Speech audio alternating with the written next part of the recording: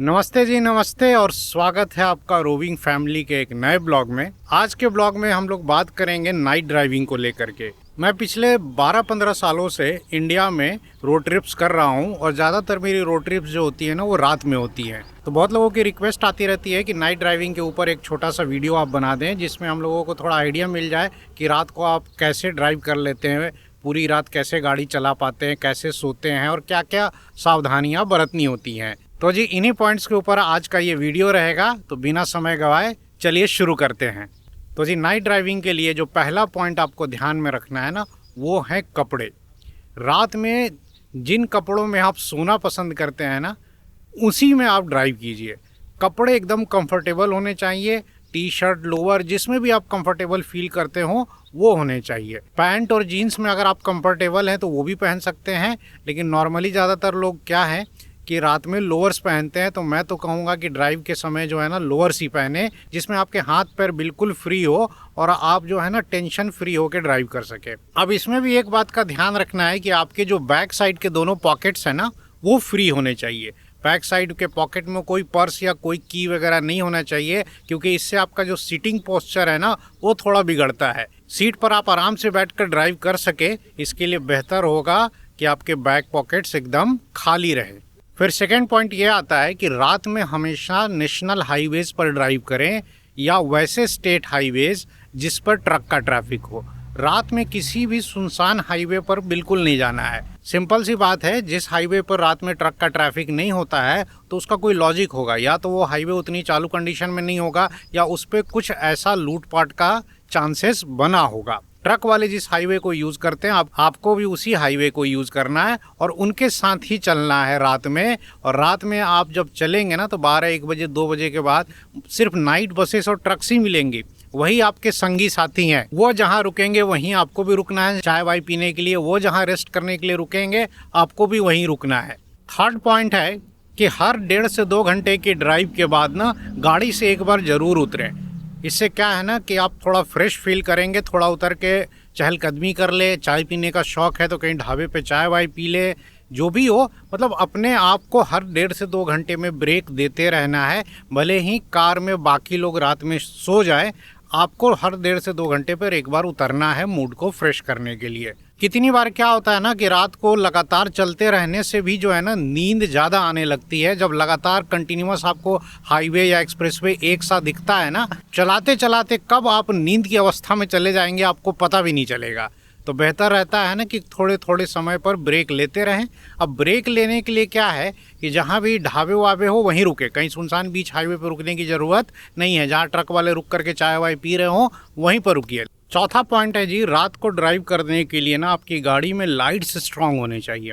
आजकल LED bulbs आ गए हैं, अच्छी अच्छी कंपनी की अजूम है, ओसराम है, मोको है। तो अपनी कार के ना लाइट्स ज़रूर अपग्रेड करा ले, क्योंकि आज के डेट में ना ज्ञान देने से कुछ नहीं होगा। सामने से जब कोई हाई बीम में आएगा तो आपको सही में कुछ दिखाई नहीं देगा। तो इसमें आप बहस करने में फंसना नहीं है।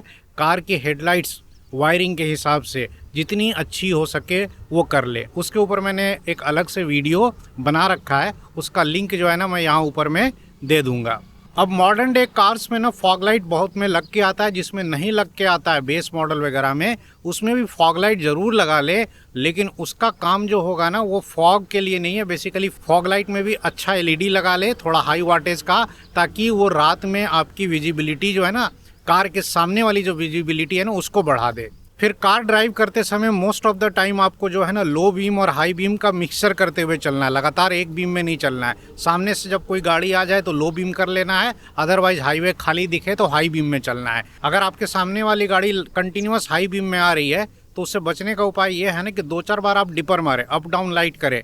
ट्रक वाले जनरली समझदार होते हैं तो वो बीम लो कर देते हैं, लेकिन ये मैंने देखा है कि अक्सर कार वाले ही ऐसी बदमाशी करते हैं कि सामने से कोई आ रही होगी गाड़ी और हाई बीम मतलब कंटिन्यूअस हाई बीम में चलेगी। एथिक्स तो ये कहते हैं कि सामने जब कोई दूसरी गाड़ी आए तो बीम लो कर लेना चाहिए।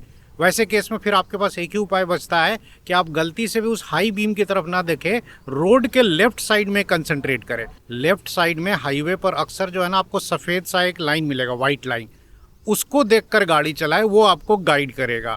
गलती से भी राइट की तरफ ना देखें और अपना बीम कंटिन्यूअसली आप हाई लो करते रहें जब तक वो गाड़ी क्रॉस ना हो जाए।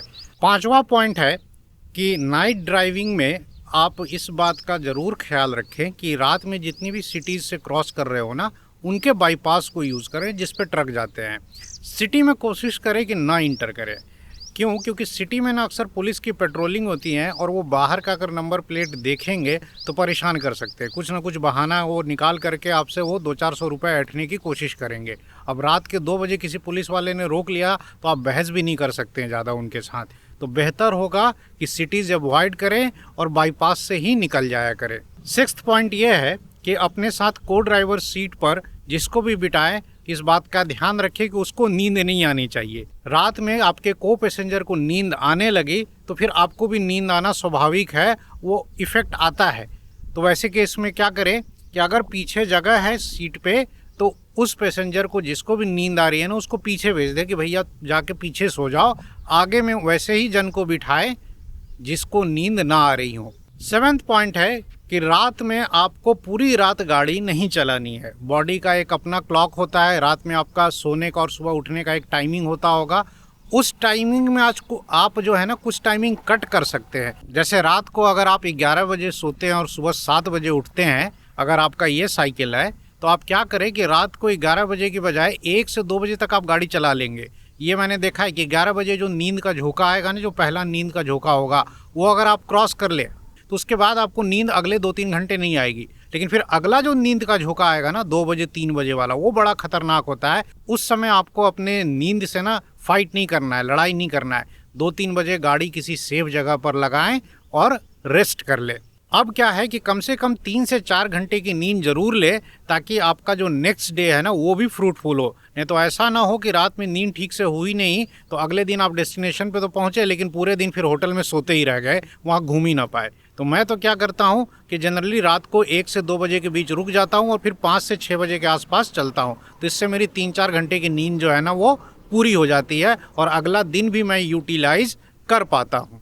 अब आते हैं जी 8वें पॉइंट पर कि कार में सोए कैसे, रेस्ट कैसे करें। तो देखिए, आजकल जो बहुत सारी कार्स ऐसी आ रही हैं ना, मिड साइज एसयूवीज, जिसमें आप आराम से फ्लैट बेड बना सकते हैं। जैसे मेरे पास जो क्रेटा है इसमें फ्लैट बेड बनता है। अब ये कैसे बनता है, बड़ा सिंपल है। यहाँ मैंने जब सीट्स को जो है ना वो फोल्ड कर दिया तो देखिए यहाँ पर पूरा ये फ्लैट सा एक सरफेस बन के आ जाता है। इस पर आप चुपचाप गद्दा डाल दें और इसमें आराम से 2 लोग सो सकते हैं।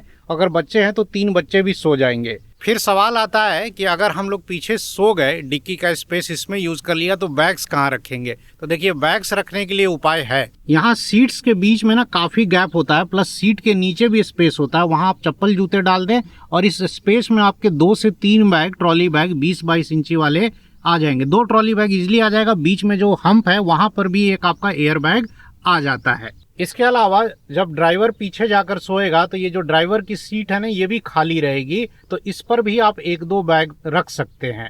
तो ऐसे करके ना आप कार में भी 3-4 घंटे रेस्ट कर सकते हैं अपनी कार में। अब ये जो फ्लैट बेड वाला फीचर है ना वो सारी कार्स में नहीं होता, आई नो। मैं आपको कुछ कार्स बता सकता हूँ जहाँ तक मुझे नॉलेज है जिसमें फ्लैट बेड बन जाता है। जैसे हुंडई में अल्काजार और क्रेटा में बन जाता है, किया में सेल्टोस है, कैरेंस है, उसमें बन जाता है। टाटा में जो पुरानी वाली हैरियर थी ना उसमें फ्लैट बेड बन जाता था, लेकिन अभी जो वाली जो हैरियर है ना उसमें नहीं बन पाता है। मारुति में अगर आप जाएंगे तो ग्रैंड विटारा है और साथ में वो जो विक्टोरिस आई है उसमें फ्लैट बेड बन जाता है। मारुति में तो अर्टिगा में भी फ्लैट बेड बन जाता है और बहुत अच्छा फ्लैट बेड बनता है उसमें। इसी तरह से टोयोटा में हाई राइडर में फ्लैट बेड बन जाएगा क्योंकि वो ग्रैंड विटारा ही है एक तरीके से।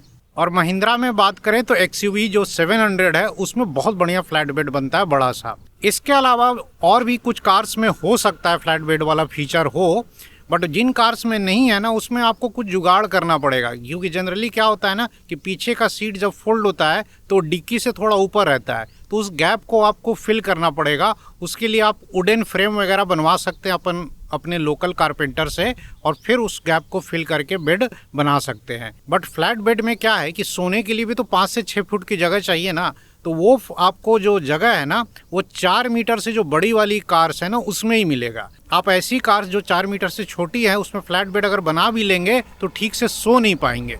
तो जी इस वीडियो में नाइट ड्राइविंग के रिगार्डिंग मैंने कुछ पॉइंट्स जो है ना अपने एक्सपीरियंस के बेसिस पर शेयर किए। आई होप आपको इससे थोड़ा बहुत आइडिया लगा होगा कि हम लोग नाइट में कैसे इतनी लंबी लंबी ड्राइव्स करते हैं।